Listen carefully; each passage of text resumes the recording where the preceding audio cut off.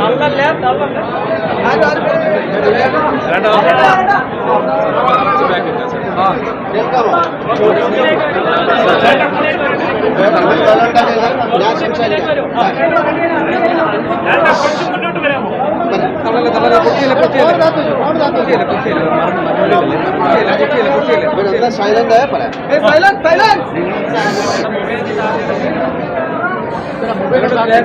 എല്ലാവർക്കും സ്വാഗതം.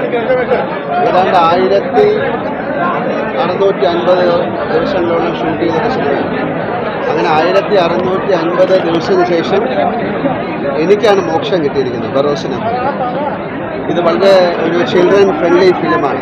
എന്ന് പറഞ്ഞാൽ ഒരു ഫാമിലിക്കും എല്ലാവർക്കും കാണാവുന്നൊരു സിനിമയാണ്. കുട്ടികൾക്ക് മാത്രമല്ല, വലിയ ആൾക്കാരിലെ കുട്ടികൾക്കും ഫോക്കസ് ചെയ്തിട്ടാണ് ഈ സിനിമ ചെയ്തിരിക്കുന്നത്. ഒരു 40 വർഷത്തിന് ശേഷമാണ് ഒരു 3D ഫിലിം ഇന്ത്യയിൽ ചെയ്തിരിക്കുന്നത്. ഒരുപാട് സ്പെഷ്യാലിറ്റിയാണ് നമ്മൾ ഷൂട്ട് ചെയ്തിരിക്കുന്നത്.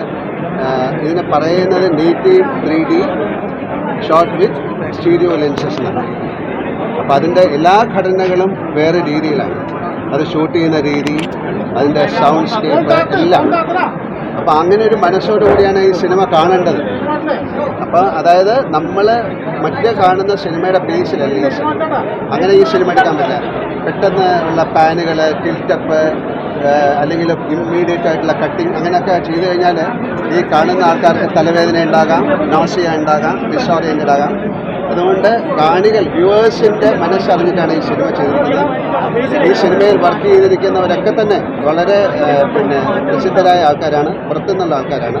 അതിൻ്റെ മ്യൂസിക് ചെയ്തിരിക്കുന്ന ആൾ, അല്ലെങ്കിൽ അതിൻ്റെ സൗണ്ട് ഡിസൈൻ ചെയ്തിരിക്കുന്ന ആൾ, പിന്നെ സന്തോഷ് ശിവനാണ് ക്യാമറ ചെയ്തിരിക്കുന്നത്. നിങ്ങൾ സിനിമ കണ്ട ആൾക്കാരാണെങ്കിൽ മനസ്സിലാവും. പിന്നെ ലിഡിയൻ നാദിസ്കറാണ് അതിൻ്റെ മ്യൂസിക് ചെയ്തിരിക്കുന്നത്. അതായത് നമ്മളിതൊരു ചിൽഡ്രൻ ഫ്രണ്ട്ലി ഫിലിം ആയതുകൊണ്ട് വളരെ ചെറുപ്പക്കാരനായ, അയാൾക്കൊന്ന് 13 വയസ്സേ ഉണ്ടായിരുന്നു. ഏതാണ്ട് 6 വർഷം മുമ്പാണ് ഞങ്ങൾ തുടങ്ങിയത്. അപ്പോൾ അങ്ങനെ ഒരു മനസ്സുള്ള ഒരാളുടെ മ്യൂസിക് വേണമെന്ന് വിചാരിച്ചിട്ടാണ് അയാളെ കൊണ്ട് ചെയ്തിരിക്കുന്നത്. വളരെ ഡിഫറൻ്റ് ആയിട്ടുള്ളൊരു സിനിമയാണ് ചെയ്യുന്നത്. എനിക്കങ്ങനെ ഒരു വലിയ സിനിമ ചെയ്യണമെന്നുള്ള ആഗ്രഹമൊന്നും ഉണ്ടായിരുന്നില്ല. ഇതൊരു നിയോഗം പോലെ പെട്ടതാണ്. നവോദയയിൽ നിന്ന് തന്നെയാണ് തുടക്കം. എൻ്റെ സിനിമ തുടങ്ങിയിരിക്കുന്നത് നവോദയയിൽ നിന്നാണ്. ഇപ്പോൾ ഇങ്ങനെ ഒരു ഡയറക്ഷനും തുടങ്ങിയിരിക്കുന്നത് നവോദയയിൽ നിന്നാണ്. അന്ന് അദ്ദേഹത്തിന് ആ സിനിമ ചെയ്യേണ്ട വേറൊരു സിനിമ ചെയ്യണമെന്ന് പറഞ്ഞപ്പോൾ ഇങ്ങനൊരു സിനിമ ആര് ചെയ്യും എന്നുള്ള ഒരു ക്വസ്റ്റ്യൻ വന്നപ്പോൾ ഇത് വളരെ റെയറായിട്ടുള്ളൊരു ഓപ്പർച്യൂണിറ്റിയാണ്. 40 വർഷമായിട്ട് ആരും ചെയ്യാത്തൊരു കാര്യം.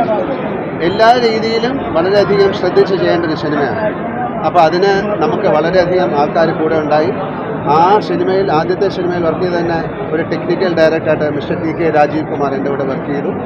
അങ്ങനെ അതിലെ പാട്ട്, അതിലെ സൗണ്ട്, പിന്നെ നമ്മൾ ആ മ്യൂസിക്കിനെ മനസ്സിൽ കണ്ടുകൊണ്ടാണ് ഇതിൻ്റെ ഷോട്ടുകൾ എടുത്തിരിക്കുന്നത്.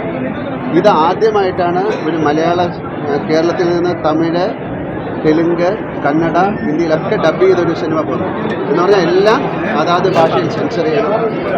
ഇത് നമ്മുടെ സിനിമയുടെ വിജയത്തെ അനുസരിച്ച് ഇന്ത്യക്ക് പുറത്തുള്ള ഒരുപാട് ഭാഷകളിൽ ഇത് ചെയ്യാൻ പറ്റും. ഇംഗ്ലീഷ് ആയാലും സ്പാനിഷ്, പോർച്ചുഗീസ്, അല്ലെങ്കിൽ റഷ്യൻ, അങ്ങനെയൊക്കെ. ഇതിലധികം ഇന്ത്യൻ ആക്ടേഴ്സ് വളരെ കുറവാണ്, എല്ലാം പുറത്തുനിന്നുള്ള ആക്ടേഴ്സാണ്. എന്തിനിങ്ങനെ ഒരു സിനിമ ചെയ്തതെന്ന് ചോദിച്ചാൽ ഇത് ഒരിക്കൽ മാത്രം ചെയ്യാൻ പറ്റുന്നൊരു സിനിമയാണ്. ആസ് ആൻ ആക്ടർ അല്ലെങ്കിൽ ആസ് എ ഡയറക്ടർ ഒരു പ്രാവശ്യം മാത്രം ചെയ്യാറുണ്ട്. വേറൊരാൾ ചെയ്താൽ രണ്ടാമത്തെ പ്രാവശ്യം. അപ്പോൾ അതുകൊണ്ട് എനിക്ക് കിട്ടിയ ഒരു ഭാഗ്യമാണ്, ഒരു ബ്ലെസ്സിങ്ങാണ്.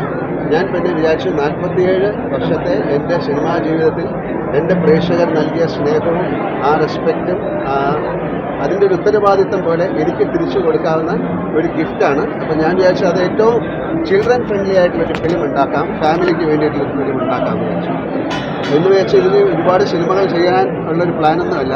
എന്തായാലും നിങ്ങളുടെയൊക്കെ ഒരു അനുവാദത്തോടു കൂടിയും ആശീർവാദത്തോടു കൂടിയും ഈ സിനിമ നന്നായിട്ട് പോകട്ടെ എന്ന് പ്രാർത്ഥിക്കുന്നു. സിനിമ തുടങ്ങാൻ സമയമായി. Thank you. ഞാൻ പറഞ്ഞു, എല്ലാ ആൻസർ പറഞ്ഞു.